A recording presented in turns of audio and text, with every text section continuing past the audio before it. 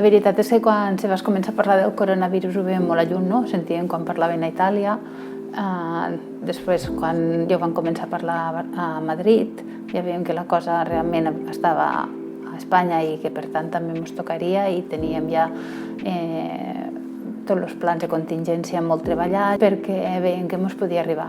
I efectivament ens va arribar el primer cas positiu i bueno, aleshores que sabíem tots què havíem de fer, com havíem de treballar, com ens havíem de vestir, quines proves havíem de demanar, a quina habitació ingressaria. Per a fer front a aquesta pandèmia, nosaltres ens vam organitzar com a territori. Aquí a Terres de l'Ebre, tots els hospitals de Terres de l'Ebre en la primària van fer un pla de contingència conjunt per intentar que cada pacient fos atès al nivell assistencial que li correspongués. Bàsicament va fixar que l'Hospital Verge de la Cinta de Tortosa i l'Hospital de la Santa Creu de Tortosa, un per un tipus d'assistència més de malalt agut i l'altre, el Santa Creu, per un tipus d'assistència més intermèdia, fossin els dos hospitals de referència per l'atenció Covid. Mentre que els altres hospitals, entre ells l'Hospital Comarcal de Móra d'Ebre, es dediqués a donar sortida a altres patologies i poder fer que l'Hospital Verge de la Cinta, sobretot, pogués alliberar espais, alliberar màquines, respiradors i personal per dedicar-se ells més al Covid. D'aquesta manera podíem buidar tota la zona de paritoris i ampliar llits d'UCI, que era el que més falta ens feia en aquell moment, perquè el que sí que sabíem era que aquests pacients realment molt tenien que acabar intubats i eren intubacions llargues i eren molts de dies d'ingrés i necessitàvem augmentar de 8 llits d'UCI que teníem, vam arribar a augmentar fins pràcticament 30, fent servir la primera onada dels llits de paritoris i els llits de la reanimació quirúrgica. En la segona onada, en vez dels llits de paritoris, vam fer servir els llits de la zona d'endoscòpies i ara en la tercera onada ja teníem la planta que es va habilitar, la planta de semicrítics per a poder donar resposta a aquests pacients Covid en necessitat d'UCI. Les situacions són de completa incertesa, inicialment, de desorientació, d'afrontar-nos en algo que no era gens conegut, sense massa eines i adaptar-nos a noves formes de treballar que no havíem fet prèviament. Aquí és un hospital sociosanitari, més de pacient crònic, vam tenir que atendre a pacients més aguditzats, perquè la Covid crea empitjoraments molt sobtats, a vegades, i va suposar un canvi de rol, i ja portem un any, a poc hem anat tolerant aquesta incertesa. Igual que dintre els hospitals hem sectoritzat i hem fet circuits, hem fet el mateix entre els hospitals. Si uns fem l'ONET, és a dir, no Covid, això ens permet anar seguint en la cirurgia, en les consultes, no hem de restringir tant l'accés de persones amb necessitats d'hospital ni als quiròfans en les consultes i per tant podem anar atenent Clínica Terres de l'Ebre on nosaltres hem fet cirurgia de Verge de la Cinta. Els cirurgians de Verge de la Cinta, com no tenen infermeres de quiròfan perquè les tenen a la UCI, han vingut a operar aquí pacients que són d'allà. Consisteix una mica en diversificar-nos per protegir-nos. Si tires una mica la vista enrere, aquella primera onada va ser l'onada de la incertesa. No sabíem ni què ens venia, ni què ens enfrontàvem, ni realment què acabaria passant. Recordo que vam començar a preparar els plans de contingència, tot i que vam començar a fer-los al mes de gener, però la realitat superava la ficció, i per tant anàvem adaptant el pla de contingència a mesura que anàvem aprenent i estàvem preparant aquells plans i recordo bé que escrivia si ens passa això haurem de seguir els procediments, haurem de seguir els protocols i per tant hem de convertir els nostres espais en espais segurs, en espais que no es barregin als usuaris que poden tenir simptomatologia compatible amb la Covid i usuaris que no en tenen. Haurem de dels professionals nostres hauran d'estar protegits amb els equips de protecció individual, que en aquell moment no teníem suficients per poder tenir a cada consultori local i ni a cada CAP, i per tant sabíem que d'alguna manera o altra havíem de concentrar l'atenció. I clar, escrivint en aquell document tancarem els consultoris locals, tancarem els centres d'atenció primària que no són els grans, tancarem punts d'atenció continuada i ens replegarem. Doncs recordo que la sensació era de dir, vols dir que caldrà tot això, I després vas veient com va evolucionar la pandèmia i dius, sí, evidentment havíem de treballar d'aquesta manera. Ara fa un any, precisament fa pocs dies, s'ha complert el primer aniversari del primer cas que va haver-hi a les Terres de l'Ebre. Ja es veia venir el gran problema que ens venia a tots a sobre com a societat. Recordem perfectament que va ser l'11 de març del 2020, que va ser la primera persona confirmada. Primer va haver un professional sanitari de l'Hospital Verge de la Cinta que va donar positiu, i just aquell mateix dia la primera persona que es confirmava. I ho recordo perfectament, de dir, ja ho tenim aquí, i ja ens hem de posar en marxa. A partir d'allí ja va començar a haver-hi moltíssima gent amb sintomatologia, i el que sí que era curiós és això, que les proves que estaven confirmades recordàvem perfectament els noms i els cognoms i sabíem exactament quants contactes teníem i els anàvem seguint gairebé un per un, i tothom estava molt concentrat. La veritat és que no sé, jo penso que s'hauria de destacar també que la nostra funció aquí a l'atenció primària no ha sigut només l'estrictament sanitària, que sí que l'hem fet, evidentment aquest control sanitari, aquest tractament, sinó que també ha sigut la part social i la part comunitària. Ens hem preocupat de la gent que estava en aïllament, si tenien els recursos suficients per poder anar a comprar, i si no, avisàvem a l'Ajuntament, avisàvem a qui fos, perquè es poguessin posar en marxa tots els mecanismes perquè pogués fer la seva vida, i per tant, això jo crec que és una de les funcions principals. Vam habilitar una planta en 2 dies pràcticament, vam tenir que donar pacients, agilitzar altes, donar altes i començar a entrenar-nos amb els EPIs, amb els equips de protecció individual i d'adaptar-nos ràpidament. En 2 dies teníem un passadís ja amb 30 llits buits, preparats. Suposo que som unes professions que, com hem d'estar, i la gent fa molt coll avall. Jo, a l'abril, vaig començar a dir que per mi tots els dies seria dilluns fins que això s'acabés. Però és una manera d'autoconvencer-me que ja no hi ha descans, vull dir, fins que no s'acabi això no podem parar. Tothom ha fet una mica el mateix. Sí que possiblement hi ha hagut més incapacitats laborals,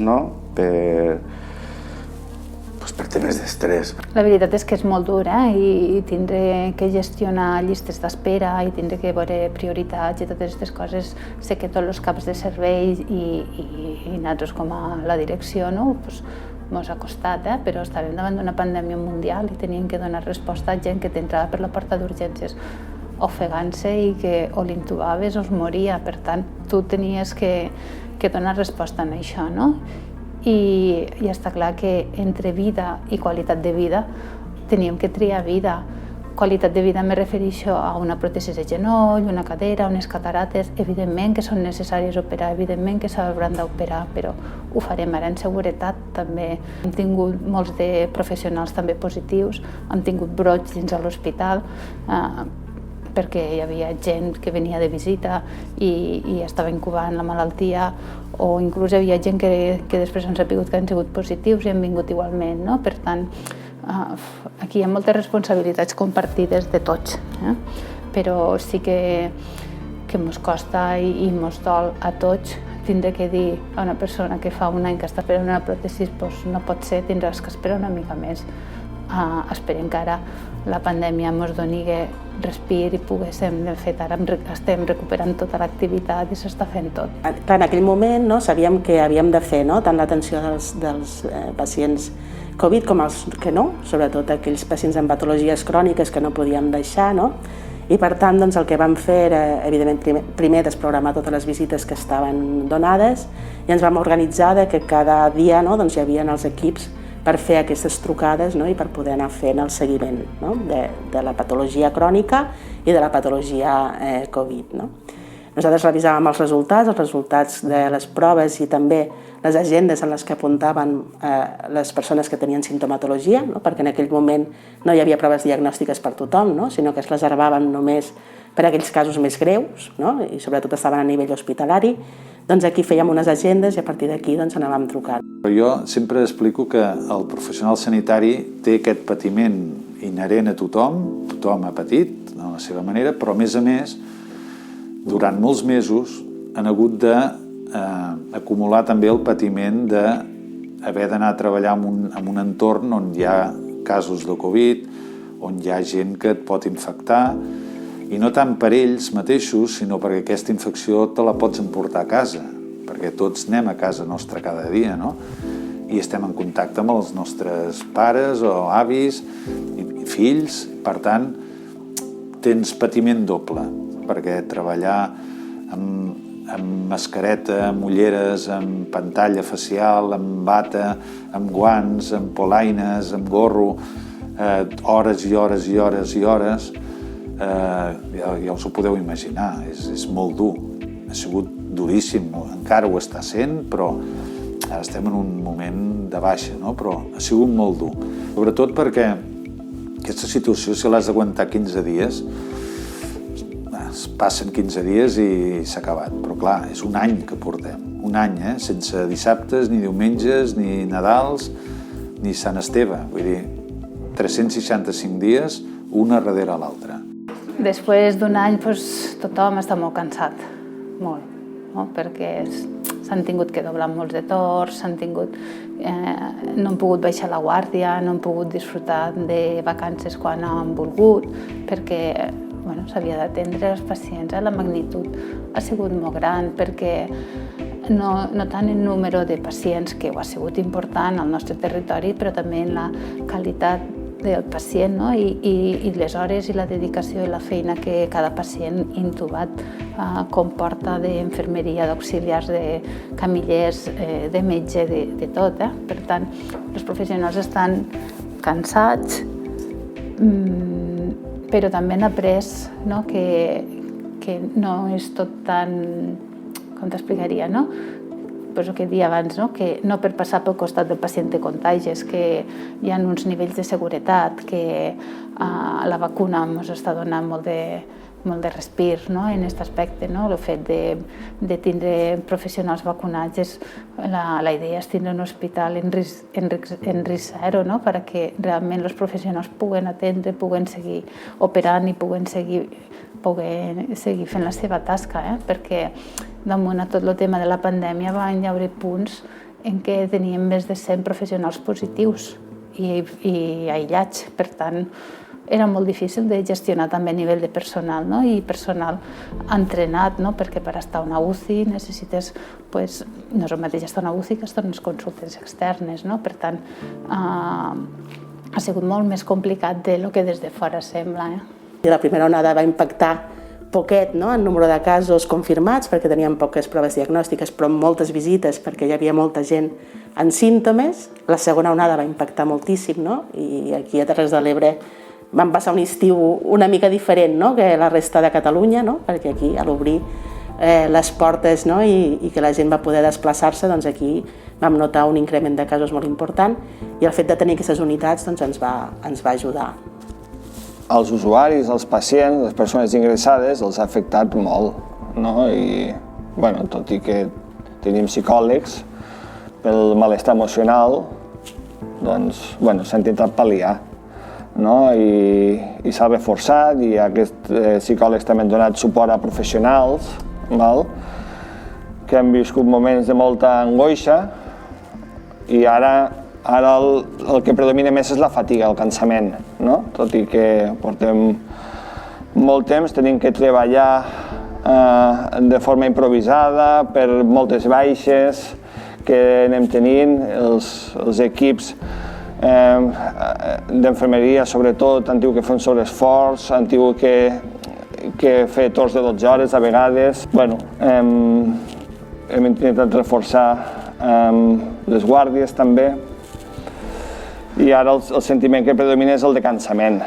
El de cansament, i veurem si tindrem uns mesos per endavant més tranquils i per recuperar una mica de forces, perquè si no pot ser bastant perillós pel sistema. La quarta onada, com més tarda, millor, perquè serà una quarta onada en què els nostres majors de les residències ja estan vacunats. Els que tenim a casa, gairebé tots els dependents també. Esperem que durant aquest mes tots els majors de 80 també. Tindrem tots els mestres vacunats, tots els treballadors públics essencials. Per tant, l'afectació que pugui haver a nivell del llit hospitalari serà menor. Potser per això tenim més... Estem no més tranquils, perquè no estem, però potser sí pensant en què la galtada no serà tan forta com en les anteriors. L'esforç que han dut a terme els professionals ha estat admirable en les 3 onades, perquè la primera va ser més fluixa, però clar, estàvem preparats pel que esdevingués, i llavors l'atenció també tan sostinguda durant tants temps, encara que no atenguis molts casos, com és el nostre cas, però l'atenció hi és sempre. Actualment sabem que la tercera onada ha passat. En aquests moments a l'hospital tenim 5 pacients a la UCI encara, però a la planta ja no en tenim. Totes les plantes són verdes, les verdes són els pacients que ja no són Covid o algun post-Covid que està recuperant però que ja no contagia. Però et dic, a la UCI encara queden 5 pacients. Per tant, no podem baixar l'alerta. Si ara ens ve una quarta onada després de Setmana Santa, que a tots ens fa molta por, no?, de pensar que pugui vindre, costarà molt, perquè ja començarem en llits ocupats, ja començarem un personal cansat, perquè et dic, un any així tothom està molt cansat i cal que la gent, per favor, tingui molt de coneixement. Jo entenc que tothom tenim necessitat de desconnectar, però hem de fer les coses en el cap.